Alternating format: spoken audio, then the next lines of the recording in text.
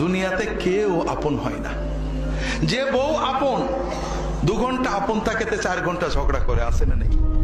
যে ছেলে আপন সে 2 ঘন্টা কথা শুনে তো 4 ঘন্টা কথা শুনে না, ঠিক না বেঠিক?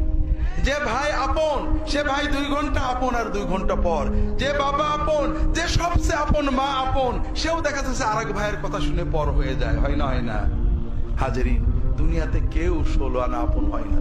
আমাদের এই জীবনটা পরকে আপন করার, মানুষকে খুশি করার জন্য একটা সংগ্রাম। ছোটবেলায় বাবা মাকে খুশি করার চেষ্টা করেছি, পারিনি, কত মারছে, ঠিক না বেঠিক? বড় হয়ে বান্ধবীদের বন্ধুদের খুশি করার চেষ্টা করছি, থাকেনি, ঠিক না বেঠিক? বিয়ে করে বউকে স্বামীকে খুশি করার চেষ্টা করেছি, 16 আনা কখনোই হয়নি, ঠিক না বেঠিক? কর্মক্ষেত্রে, জীবনে, সব জায়গায় আমরা 12 আনা ব্যর্থ, যদি 4 আনা সফল হইও, ঠিক না বেঠিক? একজনই আছেন যাকে আপন করলে তিনি কখনো পর হন না। তিনি কে? আল্লাহকে আপন করতে পারলে সব সময় আল্লাহকে সাথে পাবেন। যদি আল্লাহকে আপন করে নিতে পারেন, আপনার বিপদে আপদে কষ্টে দুঃখে সব সময় মনে হবে আল্লাহ আপনার সাথেই রয়েছে।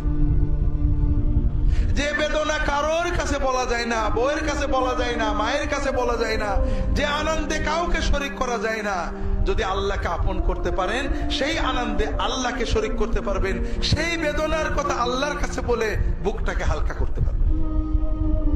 কথাকে বুঝতে পেরেছেন?